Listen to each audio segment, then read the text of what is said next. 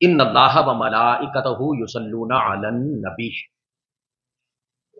بے شک اللہ اور اللہ کے سارے فرشتے یصلون علی النبی، نبی پر درود پڑھتے ہیں۔ یا ایھا الذین آمنو، اے ایمان والو، اے میرے مصطفیٰ کے ماننے والو، اے میرے مصطفیٰ کا کلمہ پڑھنے والو، صلو علیہ، تم بھی مصطفیٰ کریم پہ درود پڑھو، وسلموا تسلیما، اور محبت سے، ادب سے، کثرت سے میرے مصطفیٰ پہ سلام بھی پڑھو۔ اب اس آیہ مبارکہ کی مختصر تفسیر، میں چونکہ بارہا اس آیہ مبارکہ کی تفسیر کر چکا ہوں، مختصر تفسیر۔ کوئی بھی کام ہے نا جس کا حکم اللہ نے ہمیں قرآن میں دیا ہے، تو اللہ نے اس سے پہلے یہ نہیں فرمایا کہ میں کرتا ہوں تو تم بھی کرو۔ اللہ نے کہا نا اقیموا الصلاۃ، نماز قائم کرو، لیکن پورے قرآن کے اندر کہیں اللہ نے یہ کہا ہو میں بھی پڑھتا ہوں تم بھی پڑھو، کیونکہ وہ نماز نہیں پڑھتا، وہ اس سے پاک ہے۔ اس نے کہا روزہ رکھو تو کہیں کہا ہو کہ میں بھی رکھتا ہوں تم بھی رکھو، کہیں نہیں کہا، کیونکہ اللہ اس سے پاک ہے۔ حج کا حکم ہے، فرمایا تم کرو، میں اس سے پاک ہوں، لیکن جب باری آئی نا تاجدار کائنات امام الانبیاء آقا علیہ الصلوۃ والسلام کی ذات پہ درود و سلام کی، حکم بعد میں دیا ہے، پہلے کہا ہے کہ میں خود پڑھتا ہوں، میں اللہ خود پڑھتا ہوں اور میرے فرشتے بھی پڑھتے ہیں، پھر کہا ہے ایمان والو اب تم بھی پڑھو، تاکہ لوگوں کو اس بات سے خبر ہو جائے اور لوگ باخبر ہو جائیں کہ درود و سلام مصطفیٰ کریم صلی اللہ علیہ وسلم کی ذات پہ پڑھنا یہ اللہ کی سنت ہے۔ یہ کس کی سنت ہے؟ اور قرآن میں کیا ہے؟ فَلَن تَجِدَ لِسُنَّتِ اللَّهِ تَبْدِيلًا، اللہ کی سنت کبھی نہیں بدلتی، حکم بدل جاتا، تو اللہ کی سنت حضور علیہ الصلوۃ والسلام کی ذات پہ درود و سلام پڑھنا ہے۔ کائنات میں سب سے بڑا اور سب سے متبرک عمل جو ہے وہ حضور کی ذات پہ درود و سلام پڑھنا ہے۔ ایک ہوتا ہے جملہ اسمیہ، ایک ہوتا ہے جملہ فعلیہ۔ جو جملہ اسمیہ ہوتا ہے نا وہ زمانوں سے مابرا ہوتا ہے، اور جو جملہ فعلیہ ہوتا ہے وہ زمانے کے ماتحت ہوتا ہے، کسی نہ کسی زمانے میں ہوتا ہے۔ مثلا میں کہتا ہوں کہ میں نے خطاب کیا، میں نے کھانا کھایا، تو مراد کے ماضی میں کھایا، اب نہیں کھا رہا۔ اور اگر میں کہتا ہوں میں کھاتا ہوں، اس مراد یہ اب کھا رہا ہوں، ماضی کی بات نہیں ہے۔ اور کہوں میں اگر یہ کہوں کہ میں کھاؤں گا، اس کا مطلب یہ اب نہیں کھا رہا، میں نے کھانا ہے۔ اب یہ جو جملہ فعلیہ ہے یہ کسی نہ کسی زمانے کے ماتحت ہوتا ہے، لیکن جو جملہ اسمیہ ہوتا ہے یہ زمانوں سے مابرا ہوتا ہے، زمانوں سے بالا تر ہوتا ہے۔ اللہ نے اس آیہ مبارکہ کی ابتدا جملہ اسمیہ سے کی ہے۔ اگر اللہ کہتا کہ میں نے درود پڑھا، جملہ فعلیہ ہوتا اور ماضی کا سینٹنس استعمال ہوتا، تو کیا ہوتا کہ میں نے درود پڑھا، تو کیا مراد کہ اللہ نے پڑھا ہے اب نہیں پڑھ رہا؟ اور اگر اللہ کہتا ہے میں پڑھوں گا تو اسے مراد یہ اب نہیں پڑھ رہا، وہ پڑھے گا مستقبل کے اندر۔ اللہ نے جملہ اسمیہ استعمال کیا، فرمایا زمانوں سے ماورا ہے، میں نے اپنے مصطفیٰ کریم پہ کب سے میں درود و سلام پڑھ رہا ہوں؟ فرمایا تب سے پڑھ رہا ہوں جب تب اور کب کا بھی تصور نہیں تھا، زمانے کا بھی تصور نہیں تھا، مخلوق کا تصور بھی نہیں تھا، میں اللہ تھا، میں اس وقت بھی اپنے حبیب پہ درود و سلام پڑھ رہا تھا۔ یعنی جملہ اسمیہ کا استعمال ہے، زمانوں سے ماورا، کب سے؟ کہا یہ تیری فکر میں نہیں آ سکتا، یہ تیری سوچ میں نہیں آ سکتا، اور محدود نہیں کیا کسی زمانے کے ساتھ درود و سلام پڑھنا، جملہ اسمیہ کا استعمال ہوا۔ اور پھر فرمایا ان اللہ و ملائکتہ، بے شک اللہ اور اللہ کے سارے ہی فرشتے۔ آپ کہیں گے یہ سارے کا ترجمہ کہاں سے کیا؟ یاد رہے ملائکہ ملک کی جمع ہے، اور جب یہ ضمیر کی طرف مضاف ہو نا، یہ گرامر ہے، تو اس کے سارے افراد مراد ہوتے ہیں۔ کیا مراد؟ ایک فرشتہ نہیں، جتنے اللہ کے فرشتے ہیں ہر ایک حضور پہ درود و سلام پڑھ رہا، ہر ایک حضور پہ درود و سلام پڑھ رہا۔ اور میں نے جو سمجھا وہ یہ کہ جب اللہ رب العزت کی عبادت کی باری آئی نا تو فرشتوں کی ٹولیاں بنائی گئی ہیں، جو فرشتے سجدے میں وہ رکوع میں نہیں ہے، جو رکوع میں ہے وہ قیام میں نہیں ہے، جو قیام میں ہے وہ اسی طرح تشہد میں نہیں ہے، کچھ آسمان کو اٹھائے ہوئے ہیں، کچھ یہاں بیٹھ کے لکھ رہے ہیں، ہر ایک کی ڈیوٹی الگ الگ ہے۔ لیکن جب باری آئی حضور پہ درود و سلام کی تو اللہ نے کہا کوئی بھی جس ڈیوٹی میں بھی فرشتہ ہے وہ ڈیوٹی بھی کرے لیکن ساتھ میں میرے مصطفیٰ پہ درود و سلام بھی پڑھے. وَمَلَائِکَتَهُ يُصَلُّونَ عَلَى النَّبِيِّ. ہر فرشتہ چاہے کوئی ڈیوٹی کر رہا یا جو یہاں بیٹھے لکھ رہے ہیں یہ بھی حضور پہ درود و سلام پڑھ رہے ہیں. جو عرش کو اٹھائے ہوئے ہیں وہ بھی حضور پہ درود و سلام پڑھ رہے ہیں. اور یہ تو کہا نا کہ ہماری یہ خوش قسمتی ہے غلاموں کی، جب جی چاہے حضور کے روزے پہ جاتے ہیں اور جا کے درود و سلام پیش کرتے ہیں اور حضور کے روزے کی زیارت کر لیتے ہیں. میرے آقا نے فرمایا من زار قبری وجبت لہ شفاعتی، جس نے میرا روزہ دیکھ لیا اس پہ میری شفاعت واجب ہو گئی ہے. اور فرمایا کہ جس نے میرے روزے کو دیکھا اس نے گویا کہ مجھ مصطفیٰ کریم کو دیکھ لیا صلی اللہ علیہ وسلم. تو یہ تو ہے کہ ہمیں اعزاز ہے کہ ہم حضور کی بارگاہ میں جب چاہیں جا کے حضور پہ درود یہاں بیٹھ کے پڑھیں، جہاں بیٹھ کے پڑھیں، حضور پہ درود و سلام جب مرضی پڑھیں. لیکن فرشتوں کو کیا حکم ہے؟ وہ جو حضور کی بارگاہ میں آتے ہیں ویسے تو سارے پڑھ رہے ہیں لیکن ایک اسپیشل 70,000 فرشتوں کا دستہ صبح حضور کے روزے پہ آتا ہے. پڑھ سارے ہی رہے ہیں لیکن جو حضور کے روزے پہ آ کے پڑھتے ہیں وہ 70,000 فرشتوں کا دستہ صبح، 70,000 شام کو بدل جاتا ہے، 70,000 شام کو آ جاتا ہے. اور لکھا گیا ہے کتابوں کے اندر جو ایک مرتبہ فرشتہ حضور کے در کی زیارت کر لیتا ہے دوبارہ نہیں آتا، اس کی باری نہیں آتی.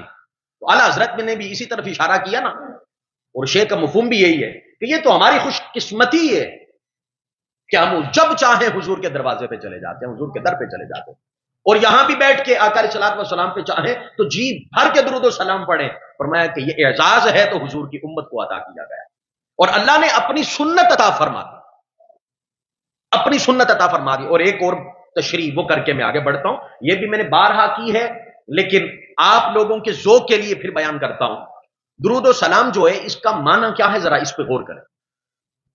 اللہم صلی علی محمد، اے اللہ تو رحمت بیج محمد صلی اللہ علیہ وسلم پہ، یعنی درود بیج حضور علیہ الصلوۃ والسلام پہ. اللہ قرآن میں کیا کہتا ہے کہ اللہ اور اس کے فرشتے مصطفیٰ کریم پہ درود و سلام پڑھتے ہیں. ایمان والو تم بھی پڑھو صلو علیہ وسلموا تسلیما. اچھا اللہ ہمیں کہتا ہے کہ تم درود و سلام پڑھو اور ہم جب پڑھتے ہیں تو ہم پھر یہی بات کہتے ہیں اللہم صلی علی محمد، اے اللہ تو پڑھ. ہونا کیا چاہیے؟ میں پڑھتا ہوں، ہم پڑھتے ہیں، کوئی ایسا درود نہیں ہے. اللہم صلی علی محمد یا صلی اللہ علیہ وآلہ وسلم، کوئی درود و سلام اٹھا لیں. کیا ہے اس کا ترجمہ؟ اے اللہ تو رحمت بیج، تو درود بیج. وہ ہمیں کہتا ہے تم بیجو، ہم آگے سے کہتے ہیں مولا تو بیج. یہ پڑھتا کون ہے؟ سوال یہ ہے یہ پڑھتا کون ہے؟ وہ ہمیں کہتا ہے تم پڑھو. ہم پڑھنے کی باری آتی ہے تو ہم کہتے ہیں اللہم صلی علی محمد، اے اللہ محمد صلی اللہ علیہ وسلم پہ تو رحمت بیج، درود بیج. جب اس نے بیچنا ہے تو ہمیں کیوں کہا؟ جب ہمیں کہا ہے تو ہم اسے کیوں کہتے ہیں؟ ہم کیوں نہیں پڑھتے؟ ہم یہ کیوں نہیں کہتے کہ میں درود پڑھتا ہوں حضور کی ذات پہ؟ یہ کہیں پہ بھی نہیں ہے، بلکہ ہم کہتے ہیں کہ اللہ تو پڑھ حضور کی ذات پہ درود و سلام. مولا یہ عجیب بات ہے، سمجھ نہیں آتی. اللہ نے کہا نادانو یہی تو سمجھانا چاہتا ہوں، وہ بارگاہ ہے مصطفیٰ ہے، وہ حضور کی بارگاہ ہے، آقا علیہ الصلوۃ والسلام کی بارگاہ ہے. تمہارے آقا ہیں وہ، تمہارے مالک ہیں وہ ان کی بارگاہ ہے. اب تم جتنے بھی عبادت گزار ہو جاؤ تو تمہاری زبان کہیں نہ کہیں تو گناہ کر ہی لیتی ہے نا، کیونکہ تم انسان ہو. اب جب تم پڑھو گے تو یہ زبان کا آلہ کہیں جھوٹ بول رہا ہوگا، کہیں غیبت کر رہا.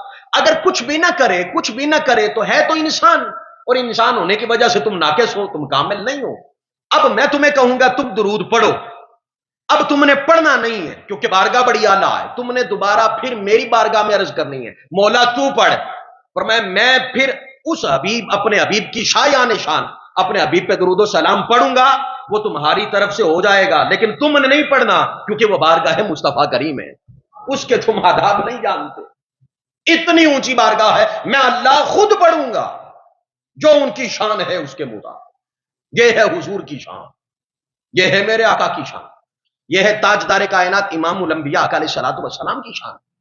تو درود و سلام ایک ایسا وظیفہ ہے کہ ایک صحابی حضور کی بارگاہ میں آئے، آ کے کہتے ہیں یا رسول اللہ صلی اللہ علیہ وسلم، میں اگر سارا وقت کچھ نہ اور پڑھوں، نماز سے فارغ ہوں پھر درود و سلام، میں سارا دن اگر آپ پہ درود و سلام ہی پڑھتا رہوں تو اجر کیا ملے گا؟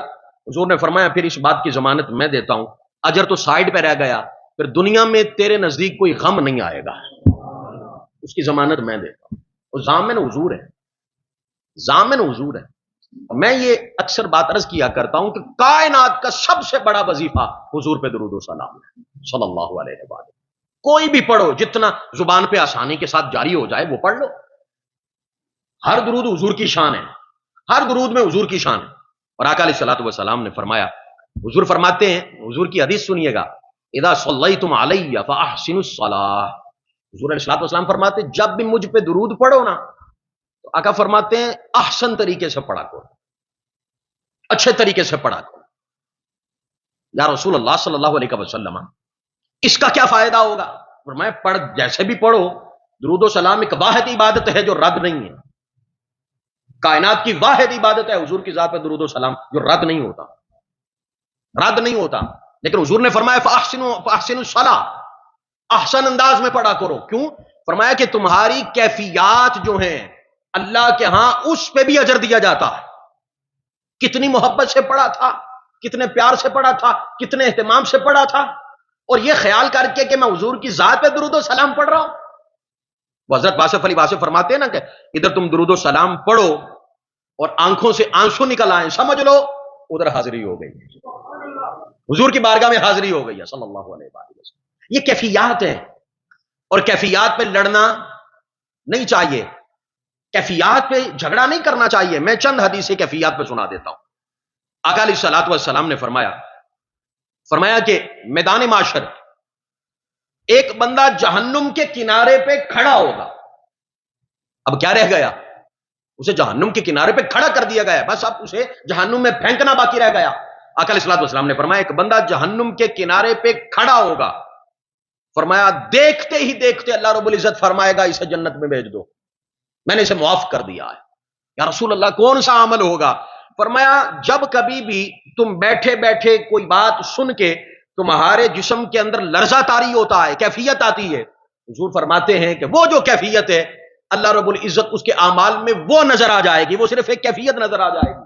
اللہ رب العزت اس کیفیت کو دیکھ کے اس بندے کو جہنم سے آزادی دے کے جنت عطا فرما دے گا۔ حالانکہ مالک تو پہلے بھی جانتا ہے اس کیفیت کو، صرف بتلانا مقصود ہے سب کو۔ یعنی کیفیات جو ہوتی ہیں نا، کیفیات، ادب، پیار، محبت، عقید، کیا کیسے پڑا تھا، اس کا بڑا مول ہوتا ہے۔ ہم سمجھتے ہیں کہ بھئی یہ کیوں ہے، کہاں ہے، کدھر ہے، نو، اس بات پہ جانا نہیں چاہیے۔ کسی کا دل کرتا ہے تو بیٹھ کے پڑھے، کسی کا دل کرتا ہے تو کھڑے ہو کے پڑھے، جیسے جس کا، لیکن جو ادب کی اعلیٰ اور اعلیٰ ترین سطح ہو سکتی ہے اس تک چلے جانا چاہیے، کیونکہ حضور نے فرمایا فاحسنوا الصلاۃ، احسن، جو سب سے احسن ہے۔ ایک یہ ہے کہ ہم سادہ کپڑے پہنے ہوئے ہیں اور حضور پہ درود و سلام پڑھ رہے ہیں، جائز ہے، کوئی حرج نہیں ہے۔ ایک بندے کو پتا ہے کہ میں نے اب حضور کی بارگاہ میں درود و سلام پیش کرنا ہے، وہ اہتمام کے ساتھ بیٹھتا ہے، وہ وضو کر کے بیٹھتا ہے، حالانکہ بغیر وضو کے بھی درود و سلام تو پڑھنا جائز ہے۔ وہ وضو کر کے بیٹھتا ہے، وہ خوشبو لگا کے بیٹھتا ہے، وہ گنبد خضرا کا تصور کر کے بیٹھتا ہے۔ تو یہ ساری کیفیات ہیں، ان کیفیات کا اللہ کے ہاں بڑا مول ہے، بڑا ہی مول ہے۔ اور آقا علیہ الصلوۃ والسلام نے فرمایا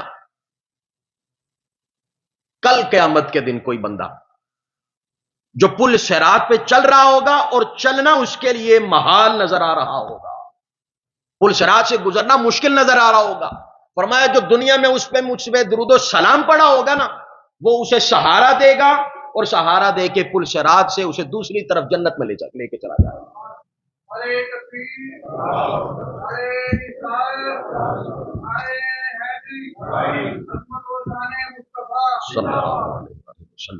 حضرت عبداللہ ابن عباس وفی روایت حضرت عبداللہ ابن مسعود رضی اللہ تعالیٰ، آپ فرماتے تم میں سے جو کوئی بھی درود و سلام پڑھنا چاہے، اب یہ افضلیت کے معاملات ہیں، فرض واجب کے نہیں، تو آپ نے فرمایا پہلے طہارت کرے، پھر کلمہ شہادت پڑھے، پھر اس کے بعد حضور کی ذات پہ درود و سلام پڑھے۔ فرمایا جو اس طرح اہتمام کے ساتھ حضور پہ درود و سلام پڑھتا ہے، فرمایا اللہ اسی وقت حکم دیتا ہے جنت کے سارے دروازے میرے اس بندے کے لیے کھول دو۔ میں طہارت کرے اور طہارت کرنے کے بعد کلمہ شہادت پڑھے اور درود و سلام پڑھے۔ اچھا، مجھے روحانی طور پہ اس حدیث مبارکہ سے جو لفظ ملے ہیں، جو مفہوم ملا ہے، وہ بھی آپ کو سنا دیتا ہوں۔ اصل میں حضرت عبداللہ ابن مسعود بتانا یہ چاہتے ہیں کہ مرنا بھی تو تم نے ہے نا، دنیا سے جانا بھی تو ہے نا، حقیقت ہے نا، ہم اگرچہ غافل ہیں، مرنا ہے، جانا ہے، وہ ایک مقررہ وقت ہے۔ اب بڑی غور طلب بات ہے، آپ نے کہا پہلے طہارت کرے، پھر کلمہ شہادت پڑھے، پھر درود پڑھے، جنت کے سارے دروازے کھولے جائیں گے۔ مجھے جو اس حدیث مبارکہ سے جو سمجھ آیا، وہ بتانا یہ چاہتے ہیں کہ تم دنیا میں اس طرح اہتمام کر کے حضور پہ درود و سلام پڑھو، موت کا وقت آئے گا اللہ طہارت کا وقت بھی دے گا، کلمہ شہادت کا وقت بھی دے گا، درود و سلام کا بھی وقت دے گا، ادھر روح نکلے گی ادھر جنت کا دروازہ بھی کھل جائے گا۔ یعنی جو مجھے سمجھ آیا اس حدیث مبارکہ، دیکھو نا کیا ترتیب ہے، طہارت، کلمہ شہادت، پھر حضور پہ درود و سلام، پھر جنت۔ تو جو اس طرح اہتمام کرتا ہے ادھر بھی اس طرح اس کو اعزاز کے ساتھ جنت میں داخل کیا جائے گا۔ اور پھر آقا علیہ الصلوۃ والسلام نے فرمایا، جب جمعرات کا دن آتا ہے، حضور علیہ الصلوۃ والسلام نے فرمایا اللہ رب العزت فرشتوں کو زمین پہ اتار دیتا ہے اور ان کو چاندی کے بنے ہوئے رجسٹر دیتا ہے کہ ان میں لکھنا، فرمایا پھر انہیں سونے کے قلم دے کے بیچتا ہے، یکتبون، وہ اس کے ساتھ لکھتے ہیں، جو کوئی جہاں کہیں بیٹھ کے حضور پہ درود و سلام پڑھتا ہے نا وہ لکھتے ہیں۔ اچھا کیوں لکھتے ہیں؟ چاندی کے اوراق، سونے کے قلم، اور فرشتوں کو بھیجا جاتا ہے، یہ اتنا اہتمام کے ساتھ کیوں لکھا جاتا ہے؟ تو اگلی روایت میں اس کا جواب آتا ہے، حضور صلی اللہ علیہ وسلم نے فرمایا وہ اتنا اہتمام کے ساتھ لکھ کے پھر اسے بند نہیں کر دیتے، ادھر بھی تو لکھا نہیں جا رہا، آپ کوئی نیکی کریں تو یہاں لکھی جاتی ہے کہ نہیں لکھی جاتی؟ آپ درود و سلام پڑھے تو یہاں نہیں لکھا جاتا، لکھا جاتا ہے۔ تو پھر خاص طور پہ چاندی کے اوراق، سونے کے قلم، اور اہتماماً فرشتے زمین پہ اتر کے درود و سلام لکھتے ہیں، کیوں؟ فرمایا اسی طرح اہتمام کے ساتھ وہ پڑھا ہوا درود و سلام فرشتے اسی دن حضور کی بارگاہ میں جا کے پیش فرما دیتے ہیں، حضور کی بارگاہ میں لے جاتے ہیں، آقا جی وہ پاکستان کے اندر فلاں جگہ پہ آپ کا غلام نہیں بیٹھا، وہ آپ پہ درود و سلام، یہ اس نے درود و سلام پڑھا ہے۔ اور ایک روایت میں آتا، میں تو اس عقیدے کا قائل ہوں، میرا تو الحمدللہ قرآن و حدیث کے مطابق ہر بندے کا عقیدہ ہوتا ہے، میرا تو عقیدہ یہ ہے کہ قیامت اس نے برپا اس دن ہونا ہے کہ جس دن حضور نے اس جہاں سے اگلے جہاں میں، یعنی کہ میدان معاشر میں منتقل ہونا۔ قبر مبارک میں حضور حیات ہے، میرا عقیدہ حضور کی حیات کا ہے کہ حضور اپنے قبر مبارک کے اندر حیات ہے، اس لیے حضور کی بارگاہ میں جا کے درود و سلام پیش کیا جاتا ہے، یہ حدیث مبارکہ ہے۔ اور سنیے گا، ایک صحابی کھڑے ہو گئے، یا رسول اللہ صلی اللہ علیہ وسلم، آپ تو جب پردہ فرما جائیں گے تب بھی اسی طرح درود و سلام پیش کیا جائے گا؟ آپ نے فرمایا ان اللہ حرم علی الارض ان تاکل اجساد الانبیاء فنبی اللہ حی، فرمایا بے شک اللہ نے زمین پہ حرام کر دیا ہے کہ وہ انبیاء کے جسم کو کھائے، فنبی اللہ حی، اللہ کا نبی زندہ ہوتا ہے۔ میں تو سادہ سی بات کیا کرتا ہوں کیونکہ مناظرے مجادلے کا ہم قائل ہی نہیں ہے، لڑائی جھگڑوں کے تو ہم قائل ہی نہیں ہے کہ کسی کو منوائیں گے، نہ، اپنا عقیدہ بھی تو ہے نا بندے کا۔ اب دیکھیں نا، شہید کون ہوتا ہے؟ تو اللہ کی راہ میں قتال کرتے ہوئے دنیا سے چلا جائے وہ شہید، قرآن کہتا ہے وہ شہید کیا ہے؟ زندہ ہے۔ اچھا کائنات کی کوئی نیکی ایسی نہیں ہے کہ جو دامن مصطفیٰ میں نہ ہو اور نیکی بن جائے، کوئی ایسا عمل صالح نہیں ہوتا کہ حضور کسی کے دامن میں نہ ہو، حضور کی سیرت میں نہ ہو اور نیکی بن جائے۔ اچھا حضور کا امتی شہید ہو کے زندہ ہے تو جن کی وجہ سے شہادت کو یہ رتبہ ملتا ہے کہ تاجدار کائنات، ان کی حیات کا مقام و مرتبہ کیا ہو؟ یہ ہے، یہ فیض لینے کا طریقہ ہے۔ خبردار، میں تو کہتا ہوں یہ تو ہمارے بحث کا یہ تو موضوع ہی نہیں ہے، اس پہ کبھی نہ جاؤ جوانوں، کبھی بحث نہ کرو، اور کبھی خیال یہ رکھ کے پتہ نہیں وہ سنیں گے نہیں سنیں گے، پتہ نہیں میرا درود و سلام پہنچتا ہے نہیں پہنچتا، یہ پتہ نہیں کے اندر ہی تو پھر فیض رکتا ہے۔ میں تو کہا کرتا ہوں اہتمام کے ساتھ پڑھ کے دیکھو، جس دن پردے ہٹ گئے اس دن خطاب سننے کی ضرورت ہی نہیں رہے گی، اور جس دن پردے ہٹ گئے نا آنکھوں کے سامنے عرش آ گئی، وہ تو بڑے کریم ہیں، میرے حضور تو بڑے کریم ہیں۔ فرمایا جو بندہ جہاں کہیں بھی بیٹھ کے درود و سلام پڑھتا ہے میری بارگاہ میں پیش کیا جاتا ہے، حضور کی بارگاہ میں ہمارا درود و سلام پیش ہوتا ہے، تو پھر بندہ اہتمام کے ساتھ بیٹھے کہ میرا درود حضور کی بارگاہ میں جانا ہے۔ اگلی روایت سنیے گا، آقا علیہ الصلوۃ والسلام نے فرمایا صرف اتنا نہیں، وہ تمہارا نام لکھتے ہیں، تمہارے باپ کا نام لکھتے ہیں، تمہارے خاندان کا نام لکھتے ہیں، تمہارے محلے کا نام لکھتے ہیں، فرمایا پھر حضور کی بارگاہ میں پیش کرتے ہیں۔ تو جوانوں، جو یہ چاہتا ہے نا کہ روز میرا اور میرے خاندان کا نام حضور کی بارگاہ میں پیش ہو، وہ حضور پہ درود و سلام پڑھے۔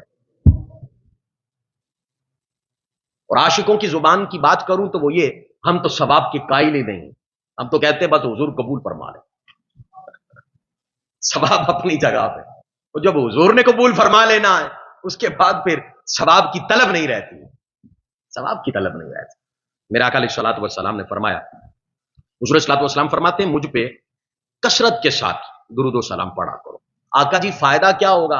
اب ذرا غور سے سنیے گا، دو روایتیں ہیں او کما قال علیہ السلام۔ ایک روایت میں یہ ہے فرمایا قبر میں جو مجھ پہ درود و سلام کثرت سے پڑھتا ہے نا، قبر میں وہ مجھے پہچان لے گا، یوں ہی دیکھے گا نہ پہچان لے گا۔ کیوں؟ درود و سلام سے تو رشتہ بنتا ہے حضور کی ذات کے ساتھ، اس نے اس جہاں میں رشتہ بنا رکھا ہے حضور کے ساتھ، تو حضور سامنے آئے تو پہچانے گا نہیں، تعلق تو پرانا بن گیا نا، حضور کے ساتھ تعلق تو پرانا بن گیا۔ جب تعلق بن گیا تو پھر قبر کے اندر جب حضور سامنے آئیں گے تو جس سے تعلق ہو اس کی پہچان نہیں ہوتی، اس کی پہچان نہیں ہوتی۔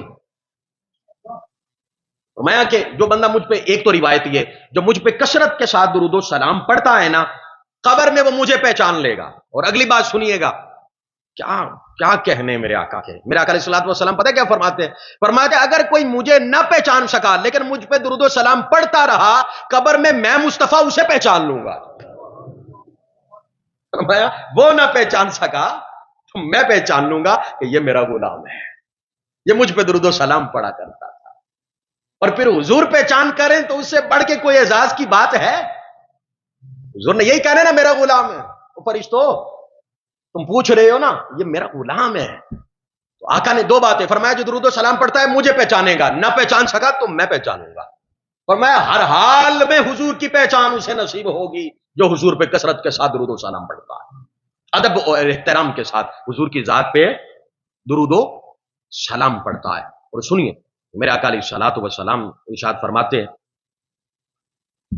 آقا علیہ الصلوۃ والسلام نے فرمایا کہ جو بندہ مجھ پہ کثرت کے ساتھ درود و سلام پڑھتا ہے ادب و احترام کے ساتھ، اپنی اپنی کیفیات جو ہوتی ہیں، فرمایا کل میدان معاشر میں جس جس جگہ پہ ہوں گا، چاہے پل صراط ہے چاہے میزان ہے، حضور نے فرمایا جس جس جگہ میدان معاشر میں ہوں گا، فرمایا ہر جگہ وہ بندہ سب سے زیادہ میرے قریب ہوگا، ہر جگہ۔ حضور نے فرمایا ہر جگہ، میزان پہ وہ میرے قریب، حساب و کتاب وہ میرے قریب، حوض کوثر وہ میرے قریب، فرمایا وہ ہر جگہ میرے قریب ہوگا۔